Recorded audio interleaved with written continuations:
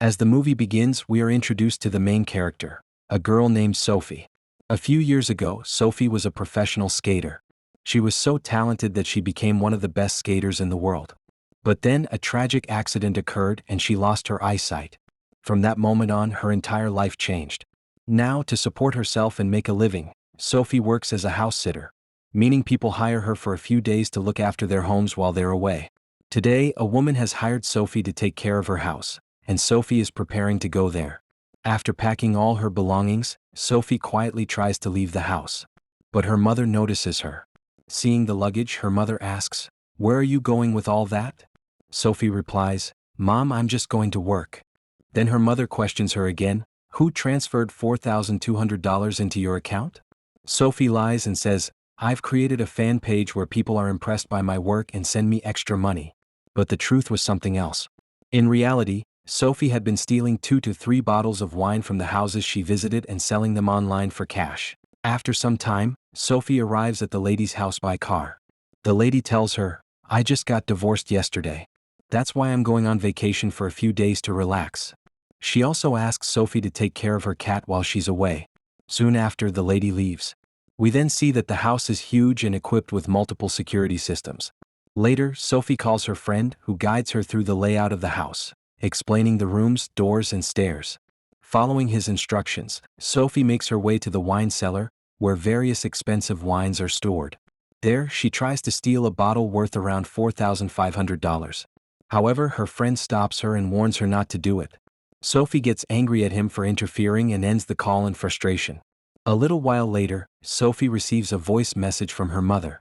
In it, her mom tells her to install an app called See For Me, an app designed specifically for blind people. The app allows blind users to receive live guidance through video calls. Sophie ignores the message and steps outside the house to smoke. But accidentally, the door locks behind her. She tries to open it, but she's unable to, and panic starts to set in. Sophie tries to call her friend for help but hesitates and stops herself. They had an argument earlier and she doesn't want to reach out to him. Then she remembers the app her mom had mentioned, See For Me. Using voice commands on her phone, Sophie installs the app. After the installation, she connects to the server and a girl answers the call. Sophie explains her problem and asks for help opening the door. But the girl behaves oddly and refuses to help, so Sophie ends the call. She tries again and this time a girl named Kelly answers. Kelly immediately starts guiding Sophie through a video call. She tells Sophie to try entering the house through the back door. But because of the snow, the door is jammed. Kelly then instructs her on how to get it open and following her directions. Sophie finally manages to unlock the door. However, as soon as she enters, the house alarm starts blaring. With great difficulty, and under Kelly's guidance, Sophie manages to stop the alarm. Grateful for Kelly's help, Sophie sets her as a priority contact on the app, so that if she ever needs help again, her call will go directly to Kelly. Later that night, before going to bed, we see Sophie listening to documentaries about skaters on her laptop. A reminder that deep down she still loved skating. After a while, Sophie starts feeling sleepy and eventually goes to bed. The scene then shifts to outside the house. We see a car pull up and stop. 3 people step out. They are thieves who have come to steal $10 million hidden in a secret safe inside the house. As they approach, they disable the house's security system. After unlocking the door, they quietly enter the house. While they begin trying to open the safe, Sophie hears some noises. She wakes up, quickly gets out of bed and goes to check. At first, she assumes it might just be the cat making noise. So, to confirm, she activates the alarm attached to the cat's collar. As the alarm rings, one of the thieves realizes that someone is inside the house. He grabs a flashlight and heads to the hall to investigate. There, he sees the cat sitting quietly and assumes the noise came from it. After that, the thief returns to his partner and says, "I'm sure someone is in this house. I'll go check. You keep trying to open the safe." As the thief goes to investigate, Sophie accidentally bumps into a flower pot, which falls and shatters on the floor. Her phone also slips from her hand and falls. Hearing the sound, the thief starts moving toward her. But Sophie quickly grabs her phone and rushes into another room. She immediately calls the police for help. The operator assures her that the police will arrive shortly. After that, Sophie calls Kelly and explains everything. Kelly calmly responds, "Okay, now move forward slowly and carefully." Following Kelly's guidance, Sophie turns on the video camera and begins moving forward as instructed. Kelly tells her, "There's a man right in front of you, He's trying to open the safe. A moment later, the other thief returns and calls their boss, saying, "I'm sure someone is in the house." He then goes to check again. Meanwhile, Sophie is trying to escape quietly, but suddenly the thief appears in front of her and catches her. He grabs Sophie's phone and disconnects Kelly's call. I've been making these recaps since September 2023, and I'm so grateful for every single one of you who watches my videos. It blows my mind that thousands of people tune in to watch what I create. But here's the thing. Even though so many of you watch my videos, my channel is still struggling to grow because most people don't hit that subscribe button. Right now, I'm at 614 subscribers, but YouTube won't let me monetize my channel until I hit 1,000. And honestly, that's making it really hard for me to keep going. I pour hours into every video, researching, editing, and making sure you get the best recaps possible. But without your support, it's tough to keep this channel alive. So if you enjoy my content, please consider subscribing. It's free for you, but it means the world to me. And if you're already subscribed, thank you. You're the reason I'm still doing this. Maybe you could even help by sharing this video with a friend who loves movies. Every little bit helps. All right, enough of the serious talk. Let's get into today's recap. Just as the thieves are about to kill Sophie, she pleads, "Please listen to me carefully before you do anything. I won't tell anyone about you. I haven't even seen your faces, because I can't. I'm blind." One of the thieves checks her call history and sees that she called the police. He asks angrily, "You called the cops? They'll be here in 20 minutes. What are you going to tell them?" Sophie quickly replies, "I'll tell them the alarm went off by mistake. That it was just a glitch and I panicked for no reason. I'll say I'm alone here and there's no one else in the house." Then she adds, "Please, let me be part of this plan. I'm not asking for much, just give me a share." The thief considers her offer and then calls his boss to explain everything. Surprisingly, they agree to include Sophie in their plan. Sophie then calls the police again and tries to cancel the dispatch. But the operator informs her, "We still need to confirm your safety."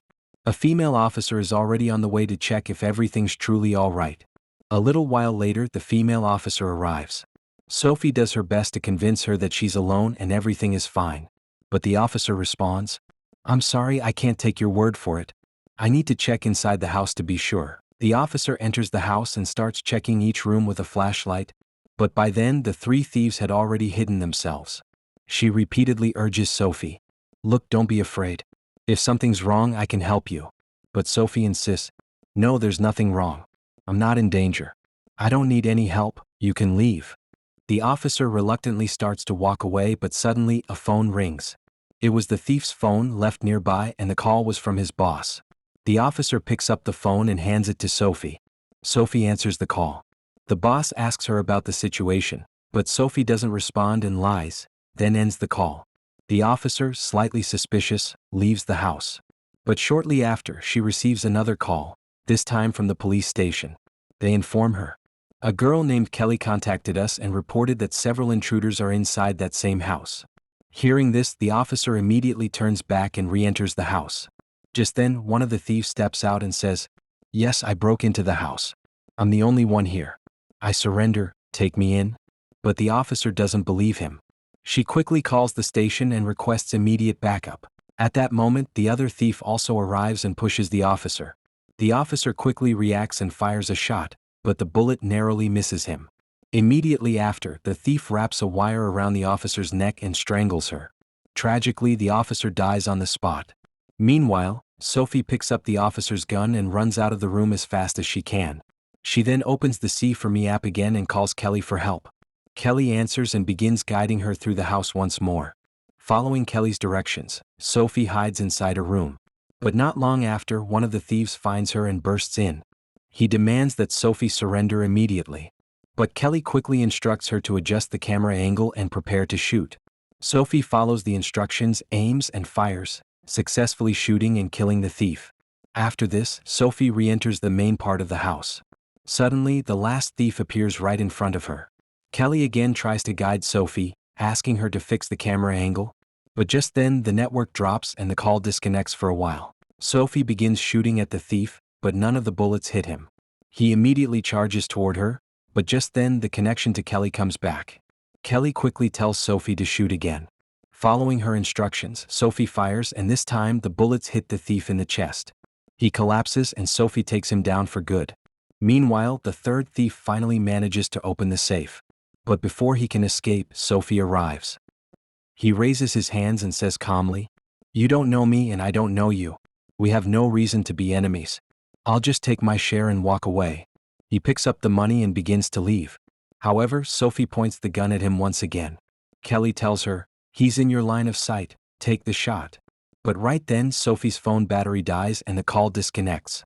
The thief quickly grabs his friend's gun and aims at Sophie, but before he can fire, Sophie shoots first and kills him. Moments later, the leader of the thieves arrives. He walks in and sees the bodies of his 3 fallen men. Knowing Sophie is behind this, he starts searching for her around the house.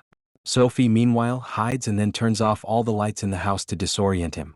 Using the darkness to her advantage, she tries to escape, but the leader starts shooting wildly into the dark. One of the bullets hits Sophie. After that, Sophie grabs one of the thief's phones and redials the leader's number. As a result, the leader's phone starts ringing nearby. Using the sound and light as a clue, Sophie begins shooting at him. But none of the bullets hit their mark and he survives. He quickly charges at Sophie and starts strangling her. In the struggle, Sophie's hand reaches a bottle of wine nearby. She grabs it and smashes it over the leader's head. Then, using the broken bottle, she repeatedly hits him, finally crushing his head and killing him. Just then, the sound of police sirens fills the air, confirming that Sophie is finally safe. After this, the story jumps ahead a few days. We see Sophie's mother helping her out of the hospital. A week later, Sophie is seen skating again, showing that the injury to her leg has fully healed. In the final twist, it's revealed that the leader of the thieves was actually the ex-husband of the woman who owned the house.